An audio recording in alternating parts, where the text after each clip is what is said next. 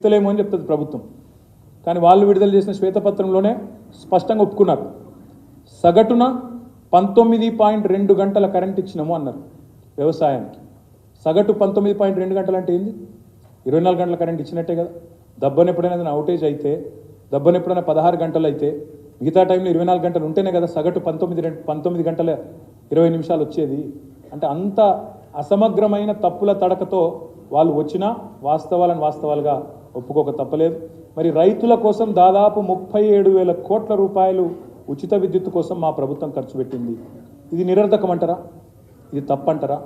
రైతుల ఆత్మహత్యలు నివారించడానికి, రైతులు ఎప్పుడు కావాలంటే అప్పుడు వ్యవసాయం చేసుకునే పరిస్థితి కల్పించడానికి, అర్ధరాత్రి పోయి కరెంటు షాక్ కొట్టి చావకుండా, పాము గుట్టి చావకుండా, తేళ్లు కొట్టి చావకుండా నిశ్చింతగా ఇంట్లో పడుకునే పరిస్థితి తెచ్చి 24 గంటల కరెంట్ ఇస్తే దాన్ని నిరర్ధకం అంటే అది అప్ప అంటే అది అప్ప లేక మీరు చెప్పేది తప్ప ఆలోచించాలని చెప్పి నేను కోరుతా ఉన్నాను. 58.29 లక్షల మంది రైతులకు 2 దఫాలుగా 30,000 కోట్ల రుణమాఫీ చేసింది మా ప్రభుత్వం.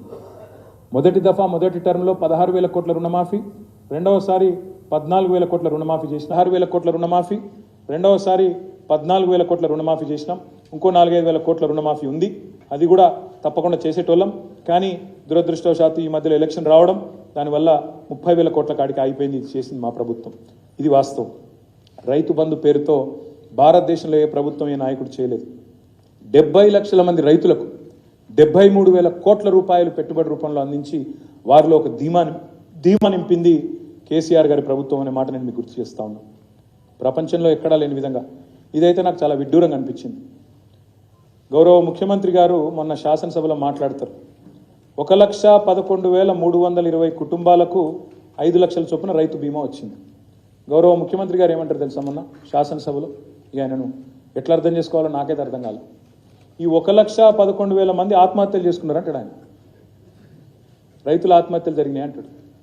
సహజ మరణాలకు కూడా ఏ రకంగా మరణించినా రైతు ఆ కుటుంబం రోడ్డు మీద పడద్దని చెప్పి రాష్ట్రంలోని 40 లక్షల మందికి మేము రైతు బీమా చేస్తే అందులో సహజ మరణాలే దాదాపు 99.9% ఉండి 1,11,000 కుటుంబాలకు ఇన్ని పైసలు వస్తే దీన్ని రాష్ట్ర ముఖ్యమంత్రి ఎట్లా వక్రీకరిస్తాడంటే ఎంత తప్పుల తడక అంటే వాళ్ళ నివేదిక.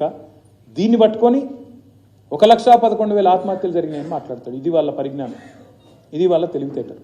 ఇట్లాంటి ముఖ్యమంత్రిని, ఇట్లాంటి ప్రభుత్వాన్ని నేను ఏమనాలి, ఎట్లా నిందించాలా, మీరు ఎట్లా దీన్ని అర్థం చేసుకోవాలా, రాష్ట్ర ప్రజలు, రాష్ట్రంలోని రైతులు మీరే ఆలోచించాలని చెప్పి నేను కోరుతా ఉన్నాను. ఈ ఒక్క మాటలో చెప్పాలంటే తెలంగాణలో ఏం జరిగింది అంటే 9 ఏళ్లలో మా ప్రభుత్వం మేము కొనుగోలు చేసింది గింత రైతుల నుంచి.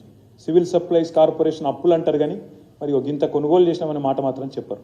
1,34,000 కోట్ల 768 కోట్ల రూపాయలు విలువ చేసే ధాన్యం కొనుగోలు చేసినాం.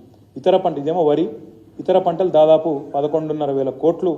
జొన్నలు కానీ మా ఆర్మూర్ ప్రాంతంలో, ఇతర ప్రాంతాల్లో మా జీవన్ రెడ్డి గారు ఇక్కడే ఉన్నారు, జొన్నలు, మొక్కలు అవన్నీ కలుపుకుంటే దాదాపు 1,50,000 కోట్ల విలువ చేసే ధాన్యాన్ని రైతుల నుంచి కొన్న రైతు ప్రభుత్వం మా ప్రభుత్వం అనే మాట నేను మీకు విజ్ఞప్తి చేస్తా ఉన్నాను.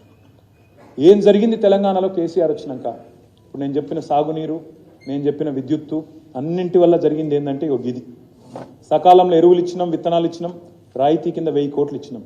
వ్యవసాయ యాంత్రీకరణ కోసం దాదాపు 1000 కోట్లు, మైక్రో ఇరిగేషన్ కోసం, డ్రిప్ ఇతరత్రా కోసం 2,236 కోట్లు, పంట నష్టపరిహారం భారతదేశంలో ఏ ప్రభుత్వం ఇవ్వలేదు, ఎకరానికి 10,000, ఈ దేశంలోనే రికార్డు ఇచ్చింది కేసీఆర్. దానికోసం 1,794 కోట్లు. సివిల్ సప్లైస్ ఇప్పుడే నేను చెప్పిన పెట్టిన ఖర్చు ఇది.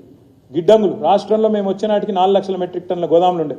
ఘనత వహించిన కాంగ్రెస్ ప్రభుత్వం 50-60 ఏళ్ళు 11 సార్లు అవకాశం ఇస్తే వాళ్ళు కట్టింది గింత 4 లక్షల మెట్రిక్ టన్నులు కట్టిరు గోదాములు.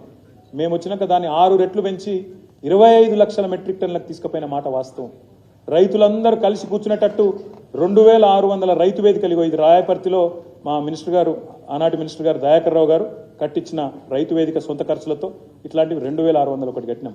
దానివల్ల ఏమైందంటే ఇవన్నిటి పర్యవసానంగా ఉచిత కరెంటు, రైతుకి ఇచ్చిన పెట్టుబడి, ఇట్లాంటి అన్ని రకాల ఇంటర్వెన్షన్స్ వల్ల జరిగింది ఏంటంటే ఇది పెరిగిన సాగు. ఆ రోజు 2014లో 2 పంటలు కలిపితే 1,31 కోట్లు.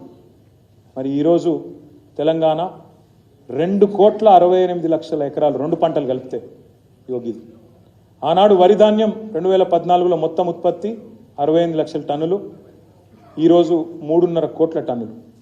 ఈ సంపదను దేంతో కొలుస్తారు? ఈ సంపద ఎట్లా కొలుస్తారు? ఈ సంపద ఎట్లా చెప్తారు ప్రజలకి? దయచేసి ఆలోచించాలని చెప్పి నేను కోరుతా ఉన్నాను.